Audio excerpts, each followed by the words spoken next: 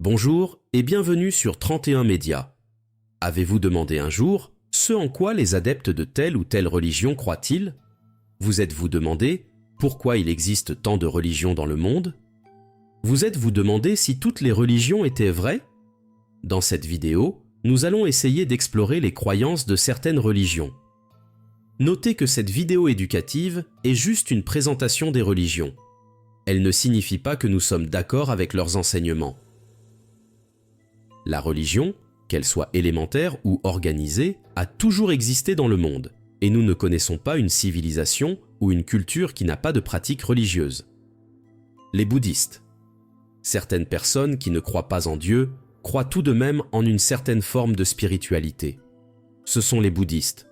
Selon les bouddhistes, la spiritualité implique de se renier soi-même. Le bouddhisme n'enseigne pas que Bouddha était un dieu, et Bouddha n'a pas non plus enseigné l'existence de Dieu. Mais Bouddha a enseigné que la vie n'est au fond que souffrance, et qu'à la racine de la souffrance se trouve le désir. D'où les 4 nobles vérités. Premièrement, la vie est nulle. Deuxièmement, la vie est nulle parce que vous voulez des choses. Troisièmement, si vous arrêtez de vouloir des choses, votre vie ne sera plus nulle. Quatrièmement, il y a un chemin à suivre pour ne plus vouloir de choses. C'est très simple.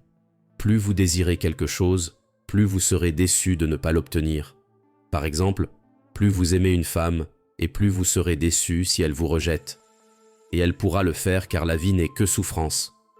Plus vous aimez l'argent, plus vous serez déçu lorsque l'économie s'effondrera. Et l'économie peut s'effondrer car la vie n'est que souffrance. Vous devez donc arrêter de vous attacher à tous ces plaisirs mondains. Vous devez donc briser cet attachement en vous privant de vous-même. C'est alors que vous pourrez être spirituellement libre. La vie est un cycle de souffrance. Mais si vous éliminez vos désirs, vous pouvez vous libérer de ce cycle et vous atteindrez le nirvana, qui est la véritable félicité spirituelle. Les athées et les agnostiques. Certains diront que l'athéisme n'est pas une religion, mais à y regarder de près, l'athéisme n'en demeure pas moins une religion.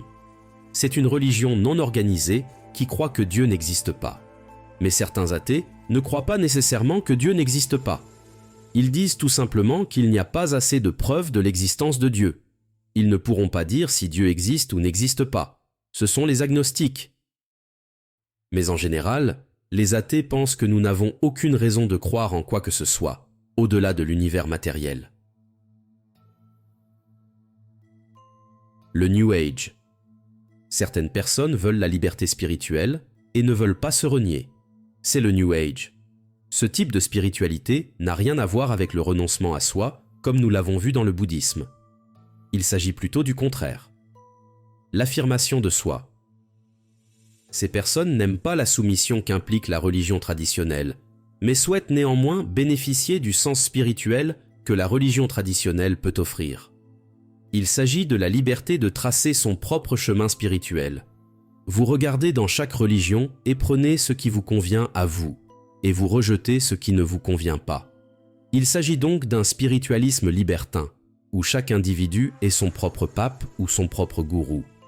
Il ne s'agit pas d'une religion organisée, mais d'un ensemble de pratiques décentralisées. Le New Age est très en vogue en Occident et attire beaucoup les femmes. Le paganisme. Certaines personnes croient en plusieurs dieux, comme les païens et les hindous. La différence est que les hindous croient en la réincarnation. Les païens sont généralement polythéistes, ce qui signifie qu'ils croient en plusieurs dieux. Les dieux représentent généralement des forces de la nature. Le soleil? Il y a un dieu pour cela. La lune? Il y a un dieu pour cela. Le ciel? Il y a un dieu pour cela. La mer?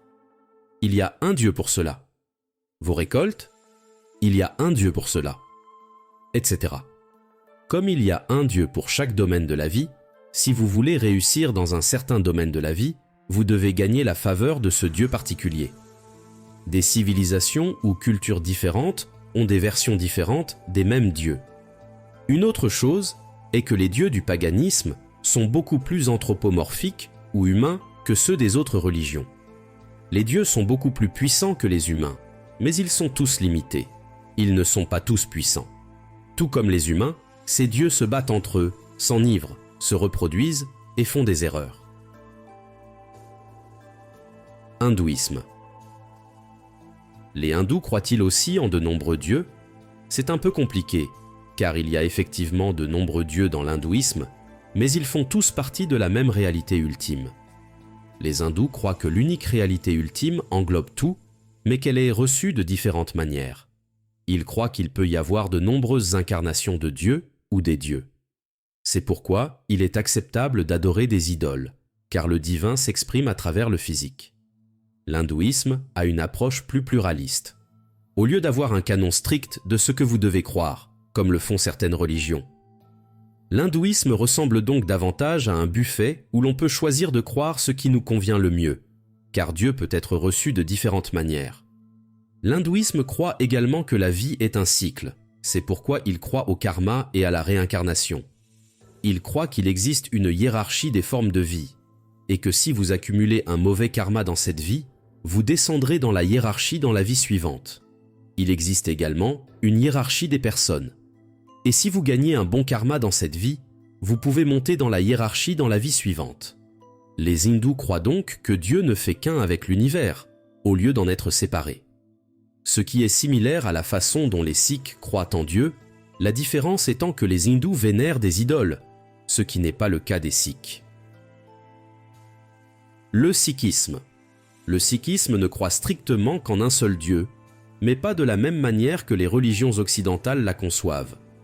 Parce que les religions occidentales considèrent Dieu comme quelque chose d'extérieur à l'univers. Alors que le sikhisme est d'accord avec l'hindouisme pour dire que Dieu ne fait qu'un avec le monde. Mais contrairement à l'hindouisme, les Sikhs ne pensent pas que cela signifie que nous pouvons adorer des idoles. Ils considèrent Dieu comme une sorte de mystère inconnaissable. Et ils croient aussi que les gourous ont été éclairés pour nous enseigner comment servir Dieu pour l'égalité entre les hommes. Les religions abrahamiques. Les religions abrahamiques croient que Dieu se soucie de l'univers et qu'il interagit avec lui. Le judaïsme s'intéresse à la relation entre Dieu et le peuple juif. Ils croient qu'ils sont le peuple élu de Dieu, choisi par Dieu pour bénir le monde en aidant les gens à vivre correctement. Le judaïsme croit que Dieu a donné la Torah pour aider à accomplir cette mission. Certains juifs suivent la Torah de manière très stricte, d'autres de manière plus ou moins stricte, et d'autres encore ne la suivent pas du tout. Il y a donc plusieurs courants religieux au sein même du judaïsme. Ils croient également en la venue du Messie qui va réparer le monde entier. La raison pour laquelle ils ne croient pas que Jésus soit le Messie, c'est parce que selon eux, le monde n'a apparemment pas été réparé. L'islam. L'islam croit que Jésus est le Messie, mais il renie sa divinité. Il croit que Jésus n'était qu'un prophète, bien qu'il soit né d'une vierge. Les musulmans croient que Dieu, appelé Allah, a donné différentes révélations à différents prophètes au fil des siècles. Mais ces révélations ont été corrompues dans le judaïsme et dans le christianisme, de sorte que Dieu a donné la révélation finale et parfaite à Mohammed dans le Coran. Ils considèrent l'islam comme l'accomplissement du judaïsme et du christianisme. Les musulmans nient la divinité du Christ, ils croient qu'il n'est pas mort à la croix, mais que Dieu l'a remplacé par quelqu'un qui lui ressemblait. Les musulmans croient que le Coran est la parole directe de Dieu, qu'il est sans défaut, qu'il est éternel et qu'il a été parfaitement préservé.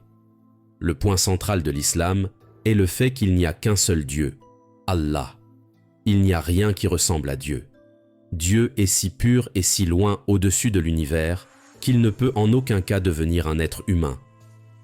Allah n'a pas de fils mais des esclaves.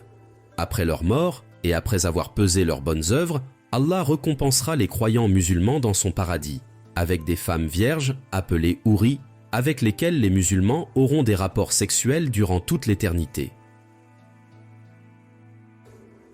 Le christianisme est très différent, car il enseigne que Dieu est devenu un être humain en la personne de Jésus-Christ. Le christianisme est donc centré sur le Christ. Jésus est vraiment humain, comme tous les hommes, mais il est aussi vraiment Dieu. Dans le christianisme, Dieu est comme un père qui a des fils. Et puisque Jésus est vraiment humain et vraiment Dieu comme son père, Il est le seul à pouvoir combler le fossé entre les humains et le Dieu d'amour, mais aussi de justice. Et il y a eu un fossé entre les hommes et leur Créateur à cause du péché d'Adam, l'ancêtre de tous les hommes. Les humains sont donc tous pécheurs, faibles et corrompus, et ne peuvent d'aucune manière se rendre parfaits par eux-mêmes devant Dieu. Mais à cause de son amour et de sa miséricorde infinie, Dieu est devenu un humain, en la personne de Jésus, est mort pour les péchés et est ressuscité d'entre les morts. Ce qui est unique dans le christianisme, c'est que les humains n'ont pas besoin d'être assez bons pour Dieu, car Jésus est leur justice devant le Créateur. Il suffit donc d'être unis au Christ en l'acceptant comme Sauveur et Seigneur pour entrer dans la vie éternelle de Dieu. Il n'y a pas de sexe au paradis car les hommes seront comme les anges saints de Dieu. Voilà, chers amis, voici de façon succincte ce qu'enseignent les diverses religions qui existent de par le monde. Et toutes ces religions enseignent des choses très différentes quand on creuse leur doctrine. À la prochaine sur une autre vidéo.